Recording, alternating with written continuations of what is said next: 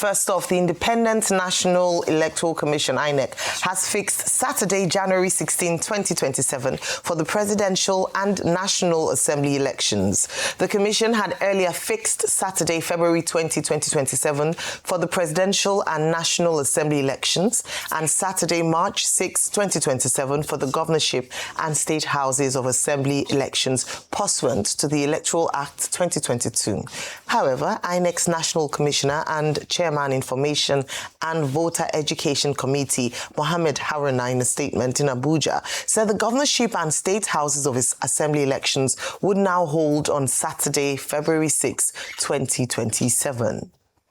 Meanwhile, while declaring that Nigeria's democracy is facing imminent danger, leaders of the country's major opposition parties are calling for the immediate amendment of the Electoral Act 2026, insisting that several of its provisions threaten the integrity of the 2027 general elections. They say statistics available to them show that election results can be transmitted from every polling unit, and they wondered why the manual proviso should be included in the Act. Arise News correspondent Abidemi Sikiru has more. It's a meeting of Nigerian top opposition leaders who are meeting to brainstorm on the recently signed Electoral Act 2026. The cross-party meeting has prominent political figures like former Vice President Atiku Abubakar, Labour Party's 2023 presidential candidate Peter Obi, former Minister of Transportation Rotimi Amechi, National Chairman of African Democratic Congress, ADC David Mark, and ADC National Secretary Rauf Aregbesola, among others. National Chairman of the New Nigerian People's Party, NNPP, Ajoji Ahmed, who read the communique, accuses President Bola Tinubu and the APC-led National Assembly of rushing the legislation in a manner capable of undermining electoral transparency, faulting Section 60, subsection 3 of the Act, which weakens electronic transmission of results and grants excessive discretion to electoral officers. We therefore state unequivocally that the new Electoral Act is anti-democratic and its implementation will undermine electoral transparency and sanctity of the ballot box. It is part of the ongoing design by the Tinubu-led APC administration to disorganize and weaken of the opposition, corrupt the electoral system, compromise democratic institutions, and foist a totalitarian one-party rule in Nigeria. Let me say or advise that the speech delivered by the chairman of NNPP be sent to all the embassies, particularly the Western democratic embassies, as the position of the Nigerian opposition political parties. They also rejected amendment limiting political parties to direct primaries and consensus, describing it as an intrusion into the internal affairs of parties and a move aimed at destabilizing opposition platform ahead of 2027. What is the problem with transmitting results instantly? Why is it a difficult issue? Unless there is something there that the rest of us don't know.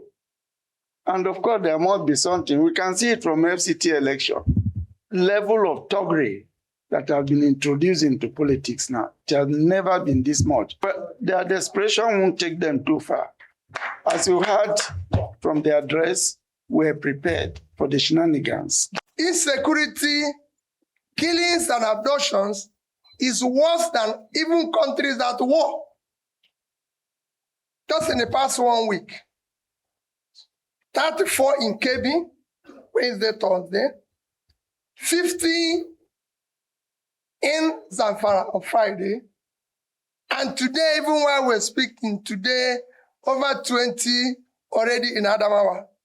The leader cited the recent FCT area council elections as a test run, alleging irregularities and expressing concern over low voters' turnout, which they said reflect declining public trust in the electoral system. When I was in government, in Buhari's time, Buhari wanted electoral reform.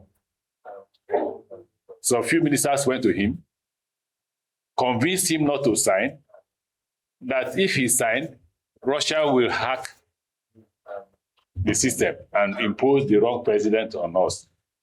And he refused to sign. The same people are now shouting electoral reform. Tinubu will one day shout for electoral reform.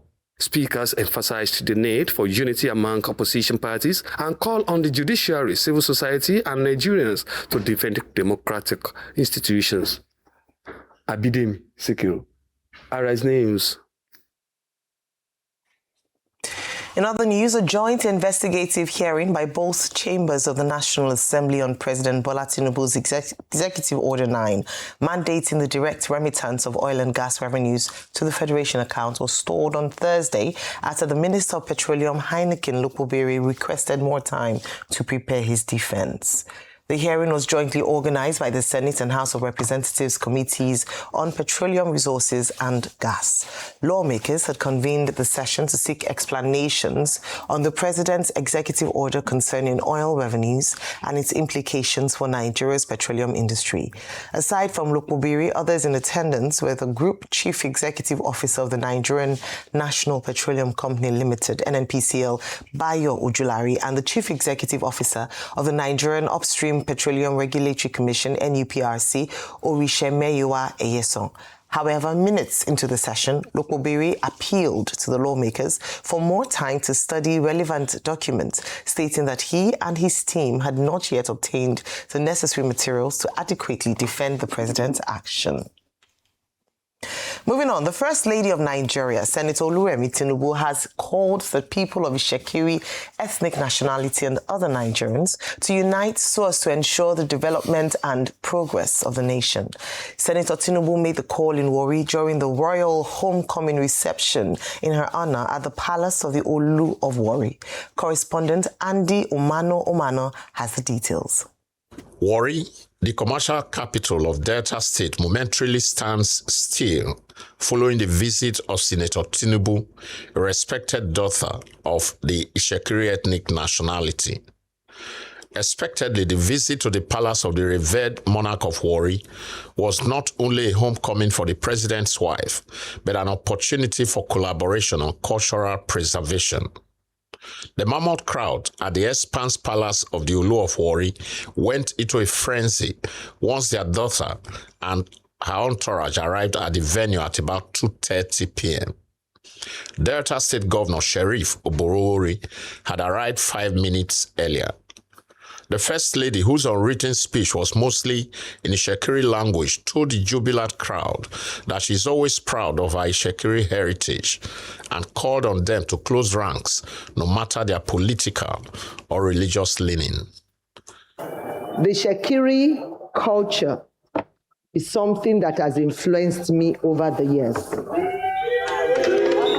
And whomever I am today stems from the upbringing, the culture, the teaching.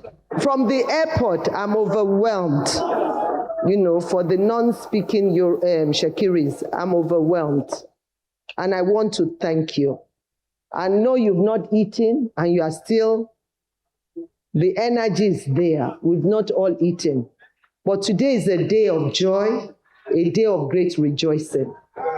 And I want to thank Ogiame for the title he bestowed on me.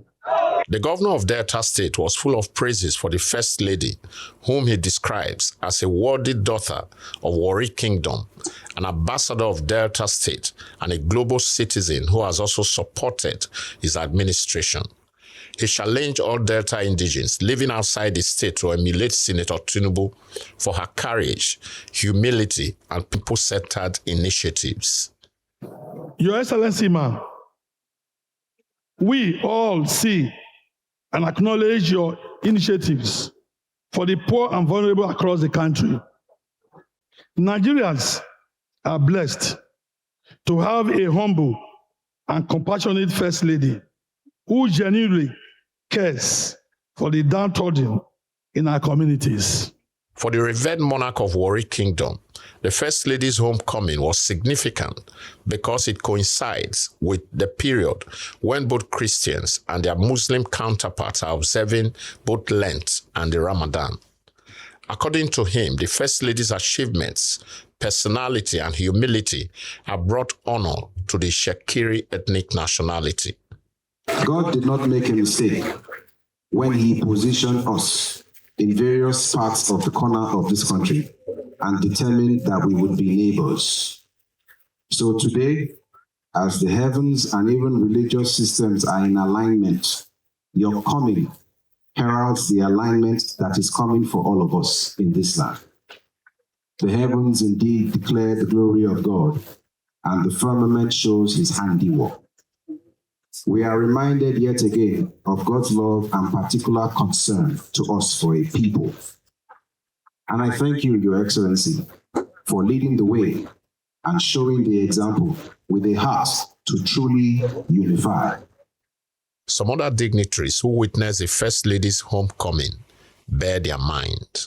We, the Shekiris, you all know that when we have children with any man, any part of the world, they have the genes of humility, tenacity, hard work, transparency. You can see the entire city is full of joy and happiness to see that one of the daughters of the kingdom is serving the nation very, very well. One major highlight of the homecoming visit was the conferment of 3 different traditional chieftaincy titles on the First Lady by the Shekiri Council of Chiefs on behalf of the 21st Olu of Warri. From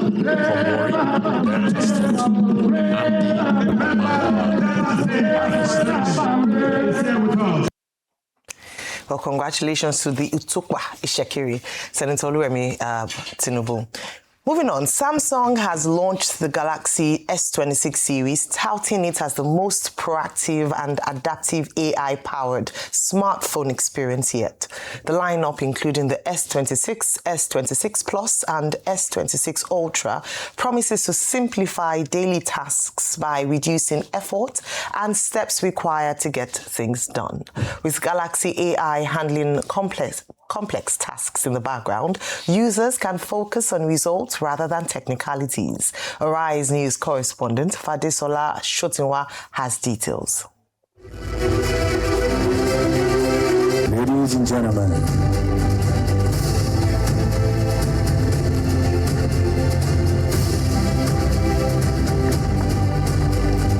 I present to you our newest miracle baby, Samsung Galaxy S26 series. Please, can we give the brand a resounding applause, ladies and gentlemen? This is not just The Galaxy S26 series boasts impressive upgrades, including a customized chipset, enhanced thermal management, and advanced intuitive camera capabilities. The S26 Ultra features wider camera apertures for improved low-light photography, enhanced night video, and support for the APV video codec for professional-grade video production. The AI-powered editing tools make creativity more accessible, allowing users to edit photos and videos with ease. We are very excited because this will be first AI device. We are not talking about the smartphone anymore. We are talking about the smart AI phone. And then we very happy to deliver this high technology to Nigerian people. So we will continue develop our technology to help to Nigeria. This Galaxy S26 series represents one of the most, the biggest leaps for us in Galaxy. A lot of innovative features. One of the things it's going to help users do is to navigate complex tasks in real time. So what it will help you also do is while it's providing assistance to you with the press of just a button on the side, it helps you provides assistance for you while you continue doing your work on the device. So ensure ensuring continuous workflow. And then one of my personal favorites, which is the privacy display screen. Amazing, where even if you're standing shoulder to shoulder, people can't see what's on your screen once you activate it. And even if you do not activate it, when you get into certain apps, sensitive apps like your banking apps that require your password, it automatically makes your screen darker such that people can see what's on your screen. After you're done, the series prioritizes security and privacy, introducing the industry's first built-in privacy display, protecting users' content from pre-spying eyes. Other features include AI-powered call screening, privacy alerts, and private album for secure photo storage. In the area that we're in, of course, we are all security conscious, especially now that we're talking about AI functionality, the cameras and the like. So security is very, very, very important. And because of that, we prioritize our technology. We ensure that our technology is well fortified. I mean, of course, beneficial to users as well. So some of the features in terms of security that we've done is the ability to actually process your device, your data, right on your phone and decide whether or not you want it to go to the cloud. And even when you eventually decide to, take your data up there to the cloud, of the device is automatically end-to-end protected. One good thing about the privacy display is it lets you decide which application you want it to work on. For instance, your banking app, you don't want people to see all those notifications popping up here and there, or trying to see the amount that is coming in or going out. Your privacy display automatically makes your affairs really private. We've moved from the era of smartphone to AI device. Now with this new S26 series, what we are doing is to have a personal adaptive agentic device. And what do I mean by that? This is a device that has broken the friction between intention and action. We are equally with this new device moving from an ordinary operating system to an AI operating system. Imagine a device that we offer everyday seamless action for you. The Galaxy S26 series also integrates well with the new Galaxy Buds 4, offering immersive full-spectrum sound with high-fidelity playback, enabling seamless interactions on the go. Pre-orders for Galaxy S26 series start February 25th, with prices ranging from $899 to $1,299. Fadishola Shotingwa, Arise News. All right, congratulations, Samsung. Well, Rufai, this morning we have a number of stories before us. Today, I said earlier on, congratulations to the Utukpa, Ishekiri. Do you know what that means? Utukpa. Light of God of Ishekiri, of the Weri Kingdom. So you know it's like a version of Atukpa. Yes. And it was such a colorful ceremony. I was watching it live on Arise yesterday. But, big stories this morning around the coalition of opposition parties, if I can put it that way. That's COOP, Coalition of Opposition Parties, releasing a statement with regards to the Electoral Act of 2026, amongst other stories. Your take on them? You call them Coalition of Opposition Parties? COOP. I call them Coalition of Opposition Jokers. Kuj. Is money just breaking? 8 days after the president signed this bill into law, they are now. The question we should ask them is, what did they do about the process when it started? They have members in the National Assembly. Do they call all their members and say, ensure you stand your ground? And kudos to those members that did stand their ground. Yeah. But did they call them together? Is it by going to take turns in protests in front of the National Assembly? That was the case. What did they do extra? After the thing has been signed into law, now you are coming out and saying, we reject this for democracy. And you were looking where they were doing it. I'm sorry, we don't have opposition. It's not opposition we have. We have a coalition of jokers. We have a coalition of people that are so entitled. They believe power is their birthright. They just barely left government, and they are not used to being out of government for so long. So they put themselves together, and today they are saying opposition. And that's why I keep telling them, APC even did better opposition than what they are doing today. It is how to hold government accountable, All of a sudden, they are now saying, oh, they passed a law that they against the direct or indirect primaries that is going to cause division in their political party. It's going to prevent them. Beg your pardon. It's going to prevent them from being able to pick their candidates, that the ruling opposition party want to stop them from all of that. Why are you saying it now? When they pushed it forward, why didn't you fight against it? Why are you taking 8 days after the president hurriedly signing it into law? Yes, the other one they made a very good point. As regards the mandatory transmission, we all know that the government and the APC are lying as regards that. We've given them all the data. They can't even dispute it. We've given them INEC data with NCC that you can actually get over 95, 96, 97% transmission in all the area. We've even given them empirical data by Okoye, first was Okoye that was in INEC then, that said that before they started using it, they have mapped out every area, that there is no part or there's no polling unit where you are not going to have it. You're not going to be able to have transmission. And even in a worst case scenario, it's still going to go in there. So the government hurriedly signing this into law shows that they are not confident in a free and fair election. That's what it just shows. And why they put that proviso is because they know that one of their plots will be that there must be network problems on that day of the election. And you will see it. That's why they put in that proviso to favor them. Because if you have nothing to hide, have the law directly. There's no need for any proviso. The facts are overwhelming, but they will not do it. But the opposition's docility is equally a big problem. That's why, with respect, I call them a coalition of jokers. Please, what's the next story? So there's the one about the EO9, Executive Order 9, the Executive Order 9. As regards that, and then the new electoral timetable. As regards that, with due respect, whatever they are doing about the EO9, I put in a lot of rigor into my thought process. I disagree with President Tinubu on many things, but on this is right.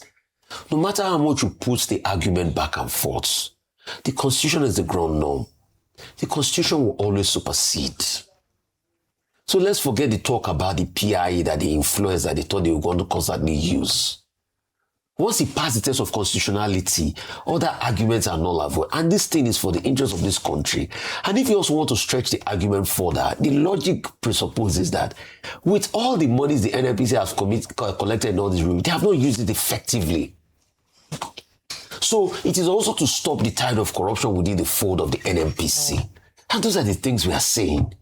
Then what we can now hold the government accountable for in this argument is that you are collecting revenue, you are equally not using it. So the NNPC you are trying to side court, you are equally as complicit at the NNPC, and that's why we must hold them accountable. I think that's the argument. And as regards a January timetable, maybe more, they are saying I should wrap up, maybe a more proceedings we'll talk about it. Perhaps. Okay, very quickly. Let's start by congratulating the First Lady on the honor she received from her mother's place, that's Iwere Kingdom, popularly known as Warri. The title is Utukpa Orishe of Iwere Kingdom, the first person in the history of that kingdom to be so honored. With the king, the monarch, describing that's the Uru of Ori, describing her as a reputable daughter. It will appear that this is a season of honor for the First Lady of Nigeria. And all the persons there, admitted that this is honor well deserved. The governor of Berawuri referred to her as a global icon. Other people were full of praises for her. And I say it's a season of honor because early this month, she was referred to as a very, very respectable leader from Nigeria by President Trump, in what was clearly a recognition and a commendation. Now, this same month, the Christian Association of Nigeria, the Lagos branch, decided to name their headquarters after her. By April, a decision has also been taken to have in the same Delta state what they call Oluremi Tinubu Golf Classic, named after her to honor her.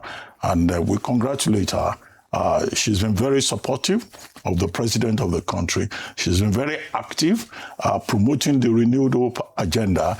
She has shown that even if the position of the first lady is not in the constitution, there is nothing wrong in a wife supporting her husband. And she's been very supportive. And she has shown that she's not just a piece of decoration in the presidential villa. She's a woman who in her own capacity has experience, an exposure, having served previously as Senator of the Federal Republic. Now, to move quickly to the Senate inquiry into Executive Order 9. That Executive Order 9, when it was proposed by the President, was to correct opaqueness in NNPCL finances, to ensure transparency, accountability, and to also ensure that omissions, areas where the PIA will appear contradictory to Section 162 of the 1999 Constitution, that is corrected. The President not only signed that executive order, he also set up a committee to inquire into how the PIA can be looked into. However, it is also within the right of the Senate or the Joint Committee of the National Assembly, as it were, to inquire and to seek explanations in the interest of the Nigerian people. They being direct representatives of the Nigerian people. So they are doing their job, whether you call it oversight or just seeking explanations. However, the process was not seen through, I think yesterday, because the persons that were summoned, Anikin Lokubiri, Minister of State Petroleum, said that the notice was short, but they had to show up himself, the NNPCL the Group Managing Director, Ujulari, the head of NUPRC, Mrs. Urisemeyiwa Eyeson, they were there, but they said, well, let us go and study the documents. Let's go and look at the materials, and then we will come back here. And of course, the lawmakers all agreed and said they will communicate a second date to them.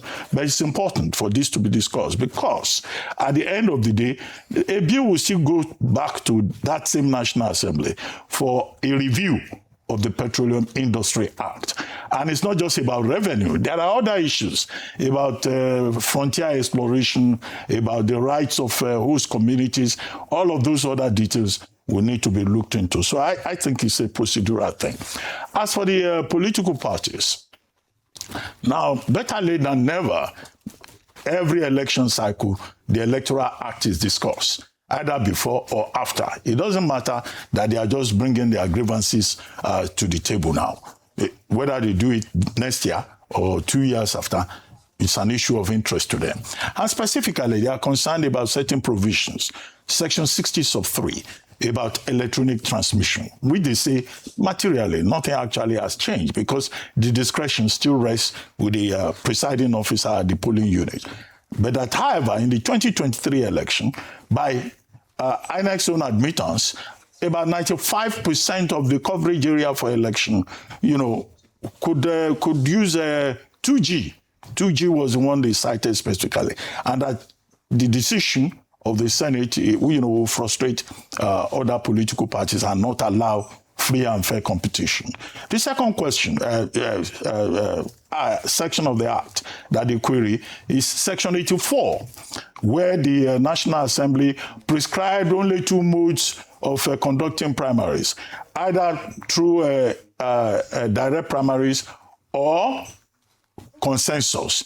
And they say, no, that limits the scope of political parties, and the Parliament cannot dictate how political parties should run their affairs, that there should be indirect primaries, which in their estimation is more democratic. And they add that the Senate or the National Assembly cannot rely on Section 228 of the 1999 Constitution as justification.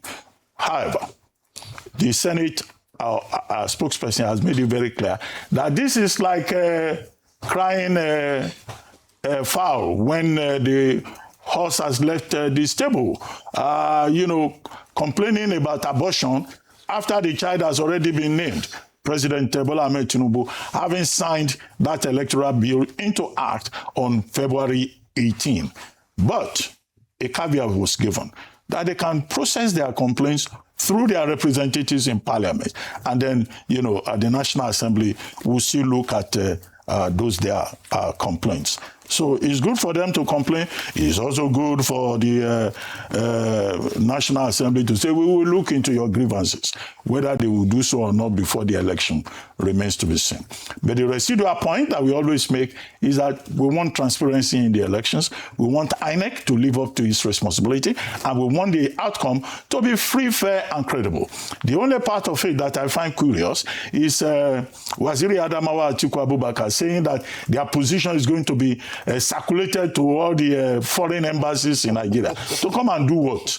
The responsibility for lawmaking resides with the National Assembly of Nigeria. It's not the embassies that will make laws for good governance of Nigeria. So I think that was a bit off point. But anyway, I'm sure he doesn't expect the embassies to come and interfere in how laws are made in Nigeria. Finally, the change of timetable amendment by INEC, is also expected. It's just what you expect after those amendments in the Electoral Act, and against the background of complaints about clash with Lent and Ramadan next year. So presidential election now, January 16, governorship and House of Assembly on February 6. Osun State election, also adjusted accordingly. Dates for primaries also adjusted accordingly. And the big point is that this is in line with the Constitution and provisions of the Electoral Act. All right. They say that when I saw the headlines around the opposition parties and their position on the Electoral Amendment Act of 2026, I had to check the date again and again to ensure that it was not still news, old news that we were going to. I was like, are you just wake? And that's why you were saying that. But, there's an Igbo proverb that says, the day you wake up is your morning.